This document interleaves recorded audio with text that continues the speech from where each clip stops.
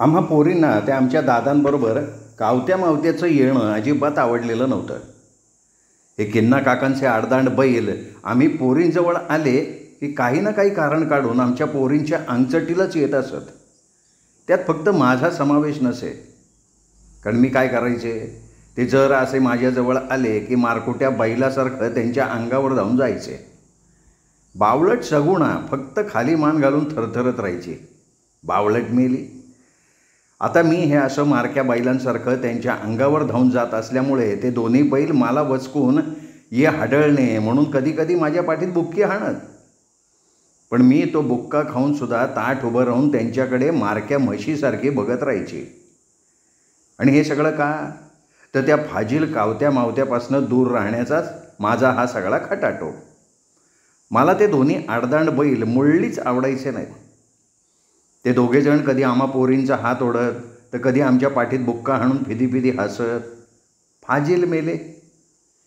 आता आमची गुणाकाकूंची सगुणा माझ्यापेक्षा थोडी मोठी होती, तरी तिचं काही नीट कळायचं वय नव्हतं.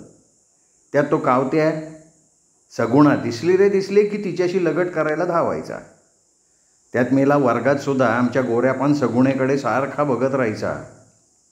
आणि बिचारी सगुणा तिच्याकडे कावत्या असा बघायला लागला की अगदी लाल होऊन रडकुंडीला येत असे.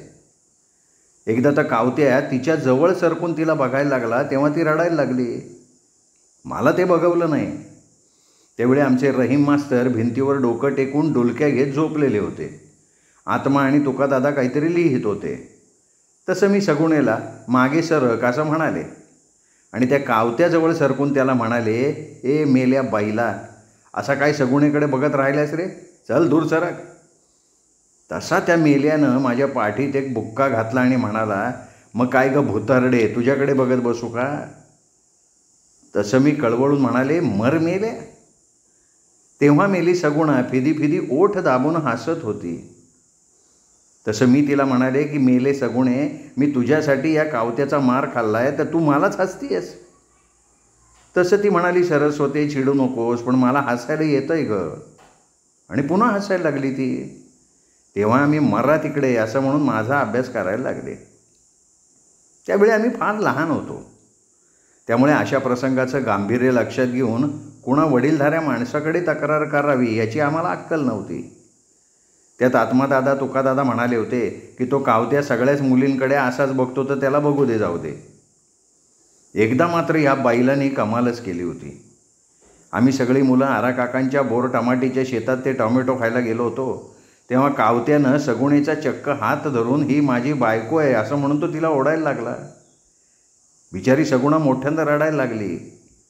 तसे आमचे आत्मा तुकादादा त्याच्याकडे धावले तेव्हा त्या दोन्ही बैलांनी आमच्या दादांना असं बदडून काढलं होतं म्हणून सांगू.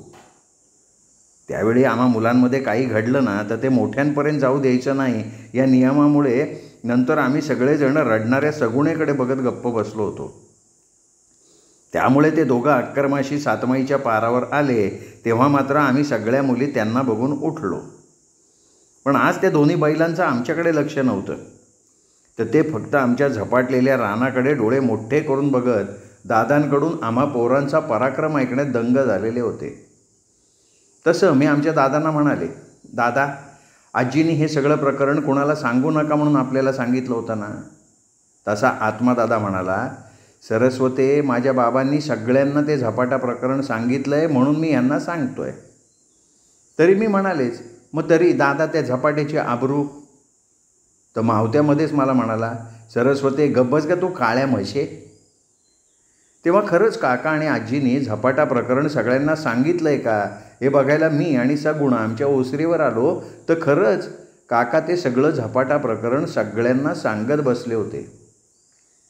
तेव्हा किन्ना काका म्हणत होते की तरी मी विचार करत होतो की हा रामदास असा रात्रभर भजन कोकलत का बसलाय, काही ह्याने काय संन्यास बिन्यास घेतलाय का काय.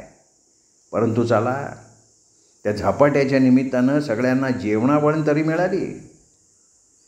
आमच्या वाड्यात झपाट्याच्या जेवणावळीची गडबड चालली होती.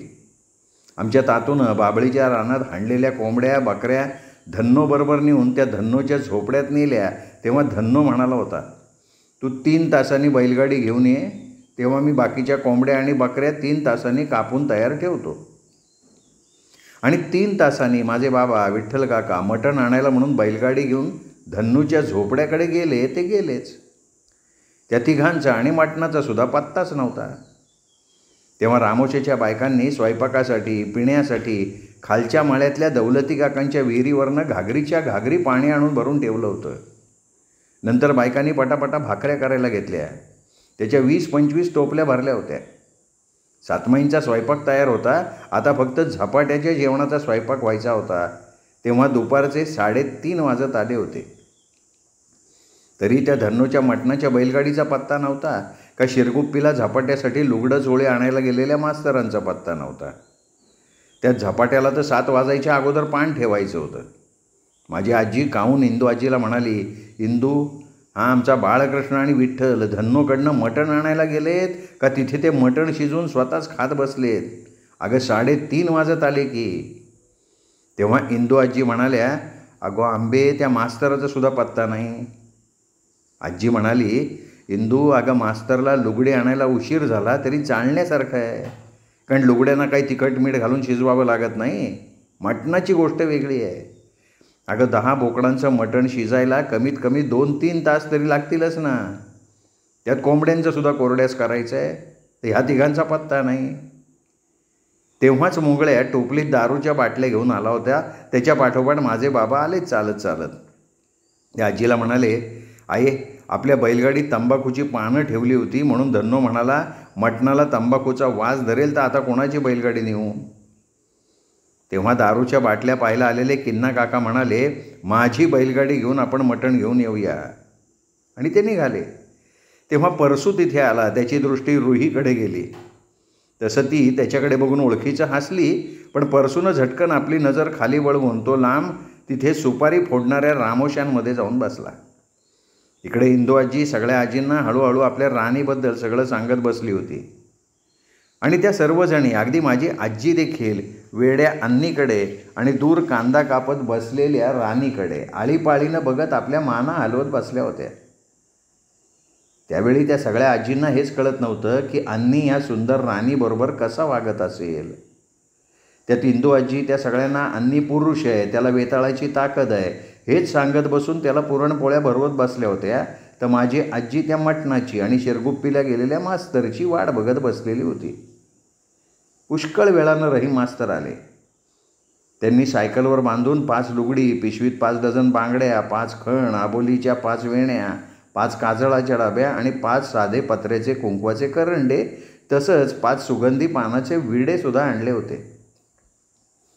रहीम मास्तरांनी घामाघूम होऊन ते सगळं आजीसमोर ठेवलं आणि म्हणाले, आजीबाई बघून घ्या. आजीने ते खण बघितले, लुगडे बघितली आणि म्हणाली, मास्तरांनो, सर्व काही छान व्यवस्थित आणलंय, तुम्हाला चांगली खरेदी करता येते.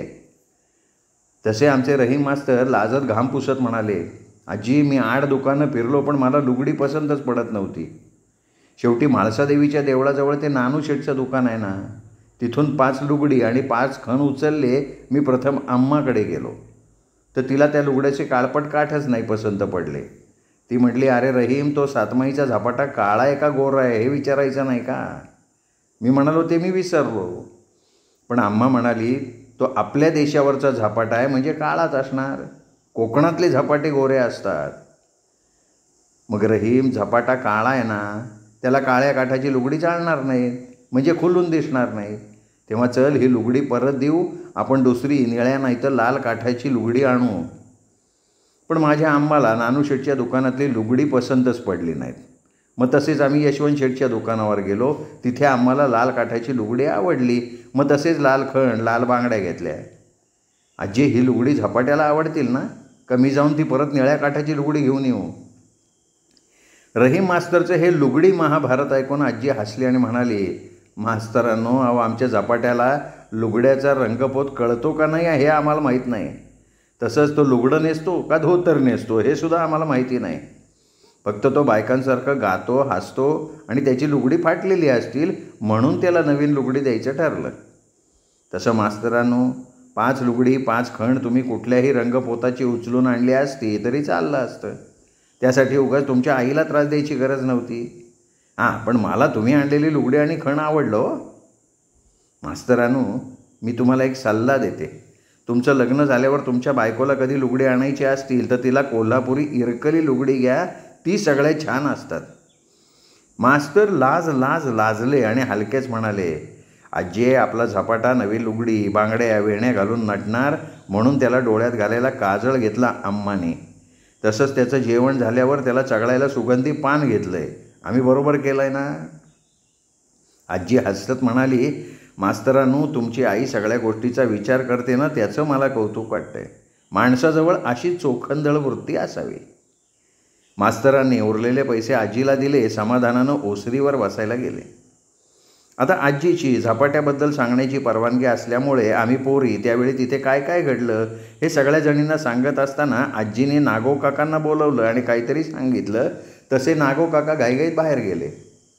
नंतर त्यांनी ती झपाट्याची सगळी लुगडी कुणाला कळणार नाही अशा पद्धतीनं टोपली काठीनं उचलून ते त्या झपाटलेल्या बाभळीच्या रानात गेले आणि त्यांनी ती दुर्गंधीयुक्त लुगडी तिथे जाळून टाकली. आम्ही एक मात्र केलं होतं, त्या झपाट्याच्या लुगड्यांबद्दल कोणाला सांगितलं नव्हतं. कारण जर नागोकाकांनी त्या कचराकुंडीच्या खड्ड्यात ती लुगडी जाळून टाकली असती तर अंधश्रद्धेनं कशावरही विश्वास ठेवणारे आमचे गावकरी त्या लुगड्याची राख आपापल्या देवघरात ठेवण्यासाठी नेतील याची खात्री आजीला होती आणि तेच तिला नको होतं. कारण जे जे अनैसर्गिक आहे ते देवाच्या जागी आहे अशी तिची श्रद्धा होती. पण दुर्गंधीयुक्त कुठलीही गोष्ट घरात ठेवू नये हे काही त्यांना माहिती नव्हतं आणि ती सगळी लुगडी दुर्गंधीयुक्त होती. त्यांच्या राखेला सुद्धा दुर्गंध येत होता. आणि झपाटा हा देवाच्या ठिकाणी असूच शकत नव्हता. फट्ट म्हणता ब्रह्महत्या व्हायला नको म्हणून आम्ही सगळ्यांनी ती गोष्ट सगळ्यांपासून लपवली. तरी मी ते झपाट्याचं सांगत असताना यमी चिंगी 4-5 वेळा म्हणाल्या, आम्ही झपाट्याची लुगडी कचरा खड्ड्यात टाकली आहे, ती तुम्ही बघितलीत का नाही. पण नशीब त्यांच्या बोलण्याकडे कोणाचं लक्ष नव्हतं. इथे रुहीचा मटणाचा मसाला वाटून झाला. तो वाटताना ते राणीकडे बघून गालातल्या गालात हसत होती आणि बिचारी राणी रुहीकडं बघायचं टाळून आपली कांदा कापतच बसली होती. तरी तिला ते रुहीचं पाहणं जाणवत होतं. शेवटी रुही सतत खाली मान घालून कांदा कापणाऱ्या राणीकडे बघून कंटाळली. तिला राहावलं नाही. तिला वाटलं राणी ओळखीनं आपल्याशी हसेल, काहीतरी बोलेल. परंतु तसं न होता ती तिची नजर चुकवत आपली कांदाच कापत बसली होती. तेव्हा रुही उठली आणि राणीजवळ जाऊन म्हणाली, अव राणी बाय, आता अनेक व कावडा कांदा बारीक करणार, म्या करतो. परंतु राणी काही न बोलता कांदा दुसऱ्या ताटात ठेवायला लागली. तेव्हा मात्र रुहीला वाटलं की आता काय करावं या राणीला. आता ही त्या गड्याबरोबर झोपते तर त्यात एवढं तोंड लपवायला हवंय का. हे चालायचंच की. शेवटी रुहीच कंटाळून त्या सर्व आज्यांच्या जवळ बसून लसूण सोलत बसली. तेव्हा माझी आजी तिला मायेनं म्हणाली, अगे धनगरणी, तू काही खाल्लेस का. तसं व्हय आज्ये, असं म्हणून रुही हसली.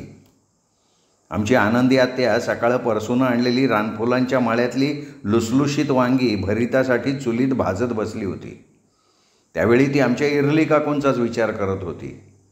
तिला त्यावेळी सतत वाटत होतं की आत्ता ह्या क्षणी आपल्या सखानं इथं असायला हवं होतं. तो इथे असता तर इथे काहीतरी लुडबुड करत बसला असता आणि मध्ये मध्ये येऊन तिला आणि आईला बिलगत बसला असता. आणि अचानक त्या विचारांनी आनंदी आत्या इतकी गुदमरून गेली की तिला वाटलं नाही, आपण आपल्या त्या गोजीरवाण्या सख्याला कधी विसरूच शकणार नाही. आणि ती सतत रडणारी इरली वहिनी तर त्याची आई, तिला काय वाटत असेल. आत्याला त्या क्षणी वाटलं आपण उठून इरली वहिनीला घेऊन बाहेर इथे आणून बसवावं आणि म्हणावं, वहिनी रडू नकोस, थोडं खाऊन घे. आत्यानं मागं वळून बघितलं. मंगी काकूनी कांद्याची पाट, टमाटी व चण्याची डाळ, गूळ, मिरच्या घालून भाजी केली होती. तशी आत्या उठली, इरली काकूंकडे आली तर त्या गुडघ्यात खाली मान घालून रडत होत्या. आनंदी आत्या त्यांच्याजवळ बसून कळवळ्यानं म्हणाली, इरली वहिनी. तसं तोंड वर करून त्या म्हणाल्या, आनंदे तू जा, मला इथे उगाच काही वेळ बोलत बसू नको. तसं आत्यानं त्यांच्या डोकीवरनं हात फिरवला आणि म्हणाली, इरली वहिनी उठ, चुलीकडून मी तुला चहा करून काहीतरी खायला घेऊन येते. इरली काकू अगदी हात जोडून म्हणाल्या, आनंदे तू जा, खरंच मला इथे एकटीला बसू दे, नाही तर मी माझं डोकं आपटून घेईन. तू जा, त्या पोरींना काहीतरी गिळायला दे. माझ्या सखाला खाऊन आता त्यांना पुन्हा भूक लागली असेल. आत्या आपले डोळे पुसत बाहेर आली तेव्हा आजी रामदास काकांना बाहेर बोलवून म्हणत होती, अरे रामदास, किन्ना किंवा तो धनगर त्याची बैलगाडी घेऊन मटण आणायला धन्नोकडे गेले, तर आता ह्या बैलांना पांढऱ्या वाघानं खाल्लं का काय? आता ती बैलगाडी येणार कधी? मटण शिजणार कधी? रामदास काका आपली पायताना घालत म्हणाले, आये मी जाऊन बघून येतो. त्यावेळी रामदास काकांना त्यांच्या माझघरात बसून रडणाऱ्या त्यांच्या पत्नीची आठवणही नव्हती. आत्याला वाटलं खरं तर आपल्या या सातमाईंच्या वाड्यात इरली वहिनी सगळ्यात मोठ्या होत्या आणि आज ती वयानं आणि मानानं मोठी असणारी ह्या वाड्याची सून एकटीच रडत आपल्या माझघरात बसलेली होती. त्यावेळी आत्याला आठवलं, पूर्वी अशा घरातल्या कार्यात सगळ्यात जास्त धावपळ करायला इरली वहिनीच पुढे असायच्या. प्रत्येक गोष्ट त्यांना विचारून केली जात असे. कोल्हापूरच्या वाड्यात सातमाईंच्या वाड्याचा सांगावा जायचा आणि आबा देखील 2 दिवस अगोदर सहकुटुंब येत असत. पण नंतर आमच्या सख्याच्या जाण्याला आमच्या संपूर्ण वाड्याला जबाबदार ठरवून आबांनी आणि त्यांच्या कुटुंबानं वाड्याचे संबंधच तोडून ते फक्त इरली काकूंपुरते ठेवले होते. परिणामी आज आमच्या झपाट्याच्या जेवणावळीचं कार्य असताना देखील आजीने आबाच्या कुटुंबाला बोलवलेलं नव्हतं, म्हणजे ते कोणाच्या ध्यानातच राहिलं नव्हतं. म्हणजे इरली काकूंनी आणि आबाच्या कुटुंबियांनी सखाच्या दुःखानं स्वतःच आमच्यात आणि त्यांच्यात दुराव्याची भिंत उभी केली होती. आत्याला ते सगळं आठवलं आणि फार उदास वाटलं. त्यावेळी तिला असं देखील जाणवलं की आज आपल्या ह्या चांगल्या इरली वहिनीची अनुपस्थिती तिथे कोणाला जाणवलीच नव्हती, अगदी स्वतः तिच्या मुलांना आणि नवऱ्याला सुद्धा. तेव्हाच आत्याला असंही वाटलं की रोज मरे त्याला कोण रडे, ही म्हण ज्या कोणी तयार केली त्यालासुद्धा असाच अनुभव आला असेल का? आता रोज मरणाऱ्याला तरी कोण सतत रडत बसणार होतं म्हणा. तसंच आमच्या इरली काकूंचं झालं होतं. तिचं ते सतत मंद रडणं, त्यामुळे तिची अनुपस्थिती कोणाला जाणवली नव्हती, इतकी ती सगळ्यांपासून दूर झालेली होती.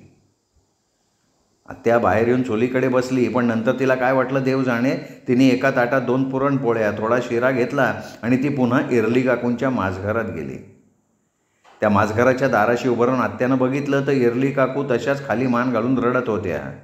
मध्येच कोपऱ्यात बघून सखा सखा करून खाली मान घालत होत्या, रडत होत्या. तेव्हा त्या एखाद्या भूतासारख्या भासत होत्या. पूर्वी उंच भरलेल्या अंगाच्या इरली काकू आता सुकून उसाचं चिपाड झाल्या होत्या. त्यांची ती चोळी आता पार सैल झाली होती, त्यांच्या खांद्यावरनं खाली उतरली होती. आत्याला वाटलं या वहिनीच्या एका आईचे अश्रू संपून तर जाणार नाहीत ना, या दुःखाच्या अश्रूतून त्या कोरड्या ठणठणीत तर होणार नाहीत ना. तशी आत्या पटकन दारातनं आत आली आणि म्हणाली, चल वहिनी थोडं खाऊन घे, उठ उठ उठ, मी तुला भरवते. तशी इरली काकू नको म्हणाल्या तरी आत्यानं त्यांच्या दंडाला धरून उठवलं आणि म्हणाली, वहिनी बाहेर येऊन बस, आज झपाट्याचं जेवण आहे ना, तू इथे रडत बसलीस तर ते बरं नाही दिसणार.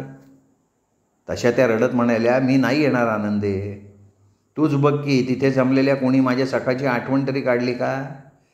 अगं त्याच्या भावांनी, त्याच्या बाबांनी सुद्धा त्याची आठवण नाही काढली.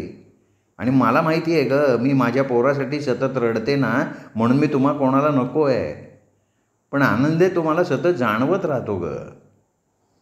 आणि हे ऐकून आत्या रडत इरली काकूंना जवळ घेऊन म्हणाली, हे बघ वहिनी, आम्ही कोणीही आमच्या सखाला विसरलेलो नाही, त्याला आम्ही विसरूच शकणार नाही. तरी वहिनी सतत त्याची आठवण काढून त्याच्यासाठी रडत बसणं हे त्याला आणि तुलाही चांगलं नाही ना, तशानं सखाला सुद्धा त्रास होत असेल का नाही. तेव्हा इरली काकू ओरडल्या की हेच हे आनंदे, मी माझ्या पोराला तुमच्यासारखं विसरायचं, तुम्हा सगळ्यांसारखं खायचं प्यायचं हसायचं नाचायचं, आणि ज्या कार्ट्यांनी माझ्या सखाला खाल्लं त्यांच्यासाठी मी रांधत बसून त्यांना वाढायचं नाही. आता हे काही माझ्या हातनं होणार नाही, अगोदर मला माझा सखा आणून द्या, नंतर मग मी मुळीच रडणार नाही. एवढं बोलून इरली काकू अधिकच रडत म्हणाल्या, आनंदे, अगं मी माझ्या सखाला परत आणूही शकत नाही, त्या ऑपरेशननं माझा आणि सखाचा सुद्धा घात झालेला आहे. आता मला कपाळ करंटीला असंच रडत बसू दे, जा तू आनंदे, पुन्हा इथे येऊन मला त्रास देऊ नकोस. एवढं आत्याला सुनावून त्या पुन्हा मान खाली घालून रडत बसल्या. तेव्हा आत्यानं आणलेलं ताट त्यांच्याजवळ सरकवून ते निमूटपणे माझघरातनं बाहेर पडली.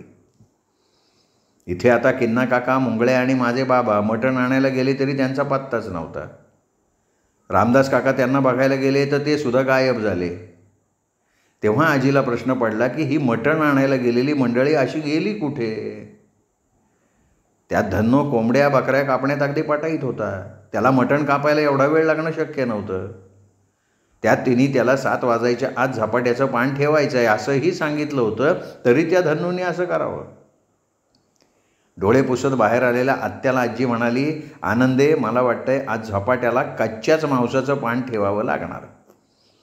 हा धन्नो 7 महिन्याच्या झपाट्याची जेवणावळ आहे म्हणून पुन्हा नटायला तर नाही ना बसला. आजी असं म्हणतच होती तेव्हा किन्ना काकांच्या बैलगाडीची घंटा किणकिणली होती. त्या बैलगाडीत येऊन कोंबड्या बकऱ्याचं मटण घेऊन आमचे किन्ना काका, मुंगळ्या, रामदास काका आणि धन्नो आला. त्यांना पाहून माझी चिडलेली आजी म्हणली, या, मला वाटलं झपाट्याला कच्चंच मांसाचं पान वाढावं लागणार. किन्ना काका म्हणाले, आये, धन्नोचं मटण कापून तयार होतं, पण मीच म्हणालो आत्ता वाड्यात मटण नेऊन ते धुण्यात बराच वेळ जाणार, तर परस्पर दौलतीच्या विहिरीवर ते धुवून आणावं. आणि मटण धुण्यात हा मुंगळ्या फार हुशार आहे. आता फक्त मटण शिजवायला टाका म्हणजे झालं. आता आमच्या इरली काकूंसारखं कोल्हापुरी तिखट जाळ तरी चमचमीत आणि रुचकर मटण फक्त आमच्या मंगी काकूला करायला जमत असे. तरीही इरली काकूने केलेलं ते कोल्हापुरी मटण ते अस्सल कोल्हापुरी मटण. त्या मटणाच्या आमटीचा वास 2-2 दिवस हातावरनं उतरायचा नाही. तसंच कोल्हापुरी पांढरं मटणसुद्धा इरली काकू खूप छान करायच्या. पण आता त्या या सगळ्यापासून दूर सरकून सखाच्या आठवणीत रडत असताना त्यांना कोण सांगणार होतं की काकू, अहो जरा हा मटणाचा रस्सा करून नंतर रडत बसा. परिणामी ते सगळं काम आमच्या मंगी काकूच्या हाती आलं. तेव्हा मंगू काकूंनी ते मटण करायला घेतलं तर सर्रूही त्यांच्या हाताखाली त्यांना मदत करायला लागली. आता त्या ताज्या मटणाच्या वासानं आजूबाजूला कावळ्यांची काव आणि गावातल्या भटक्या कुत्र्यांचं तिथं गोळावून भुंकणं सुरू झालं होतं. ते बघून आजी आम्हा मुलींना म्हणाली, पोरीनो, त्या कुत्र्यांना दगड मारून दूर पळवून लावा, नंतर खेळत बसा. तरी आमची यमी पैंजण हलवत बसलेल्या गौरीला म्हणाली, गौरे, चल की आपण कुत्र्यांना दगड मारू. आणि आश्चर्य म्हणजे गौरी उठून पुन्हा आमच्या घोळक्यात आली. त्यावेळी आम्ही पोरी ते आणलेलं मटण बघायला 7 महिन्याच्या पारावरनं बाहेर आलो तेव्हा रहीम मास्तर सुद्धा आलेले होते. तेव्हा अचानक त्यांच्या गौरीकडे लक्ष गेलं. तसं ते म्हणाले, तू आरा काकांची गौरी ना गं, मग तू शाळेत काही येत नाहीस? गौरी काही बोलण्यापूर्वी आमची बावळट्ट यमी म्हणाली, मास्तरांनो, गौरीला शाळा आवडत नाही. तिला आमच्याजवळ बसायला आवडत नाही, कारण आम्हा सगळ्यांच्या अंगाला शेणाचा आणि मातीचा वास येतो, म्हणून ती शाळेतच येत नाही. तसंच मास्तरांनो, गौरी रोज साईत हळद घालून ती अंगाला चोळून आंघोळ करते, रोज लाडू करंज्या खाते, नंतर राजकन्या होऊन झोपड्यावर बसून झोके घेते, म्हणून ती शाळेत येत नाही. बावळट यमी हे बोलताना आम्ही सगळ्याजणी खो खो हसत गौरीकडे बघत होतो. आमचे रहीम मास्तरसुद्धा हसायला लागले. फक्त एकटी गौरी आपला खालचा दात ओठ दाताखाली दाबून यमीकडे रागारागानं बघत होती. मास्तर म्हणाले, हे बघ गौरी, प्रत्येक व्यक्तीनं थोडं तरी, अगदी त्याची सही करता येईल एवढं तरी शिकावं. अगं, आपली सही करता येणं हे आपलं अस्तित्व सिद्ध करतं. तशानं जीवन समाधानानं जगायला मदत होते. तेव्हा मला वाटतं तू शिकावंस. आणि पुन्हा मूर्ख यमी म्हणाली, मास्तरांनो, तिला शिकायची काही गरजच नाही. ती डॉक्टर बॅरिस्टरशी लग्न करून मोटारीतनं फिरणार आहे आणि आम्ही रूप नसलेल्या मुलींना नवरा मिळवण्यासाठी शिकावं असं ती म्हणते. यमीचं हे बोलणं ऐकताच मात्र मास्तर काहीही न बोलता निघून गेले. तेव्हा गौरीनं पुढं होऊन रागानं यमीच्या तोंडावरच एक लगावली आणि म्हणाली, यमी, हे सगळं मास्तरांना सांगायला तुला कोणी सांगितलं होतं? तसं यमी आपला गाल चोळत म्हणाली, गौरे, मला तू खूप आवडतेस गं, म्हणून मी मास्तरांना तू का शिकत नाहीस ते सांगितलं. तेव्हा गौरीनं नंतर पुढं काही न बोलता यमीला आपल्या परकराच्या खिशातनं एक नारळाची वडी काढून दिली आणि ती पुन्हा आपल्या आईजवळ जाऊन बसली. आता तसं आम्ही सगळी पोरं शिकत असताना आमचा तातू गौरी शिकत नव्हते आणि त्या दोघांनी शिक्षण घेतलं नाही तरी मांजरीवाडीवर ब्रह्मांड कोसळेल अशी काही परिस्थिती नव्हती. आणि नोकरी करण्यासाठी शिकावं अशीही त्यावेळी कोणाची परिस्थिती नव्हती. लोक घरच्या उत्पन्नावरही जेवून खाऊन सुखी होते. कुणाला शिकून नोकरीसाठी रांगेत उभं राहावं लागत नव्हतं आणि मुळातच स्वतः अशिक्षित असलेल्या आईवडिलांचा आपल्या मुलांनी शिक्षण घ्यावं याकडे कल खूप कमी होता. एखाद्या घरातला मुलगा हाताशी आला की तो लगेच आपल्या बापाबरोबर शेतात नांगर धरून खपायला सुरुवात करत असे आणि नंतर त्याचं संपूर्ण आयुष्य ते शेत नांगरण्यात संपून जात असे. पुढे त्याचा मुलगा तीच परंपरा चालवत असे. त्यावेळी मुलगी जरा वयात आली की लगेच आई वडील वेळ न घालवता शेतं मळे असलेल्या स्थळाकडे तिचं लग्न करून चूल आणि मूल या म्हणीची सार्थकता करत असत. इथे अशा समृद्धीला एक फार मोठं कारण होतं आणि ते म्हणजे त्यावेळी लोकसंख्या कमी होती, माणसांच्या गरजा अल्प होत्या. त्यामुळे सामान्य माणसाच्या आयुष्यात शिक्षण घेतलं काय न घेतलं काय त्याच्या तव्यावर रोज भाकरी पडत होती. याच कारणानं आमच्या तातूच्या न शिकण्याकडे कोणी लक्ष दिलं नव्हतं. पण ज्या सुशिक्षित माणसांना शिक्षणाचं महत्त्व माहिती होतं त्यांनी मात्र आपल्या मुलांना शिक्षण देऊन त्यांच्या आयुष्याचं सार्थक केलेलं होतं.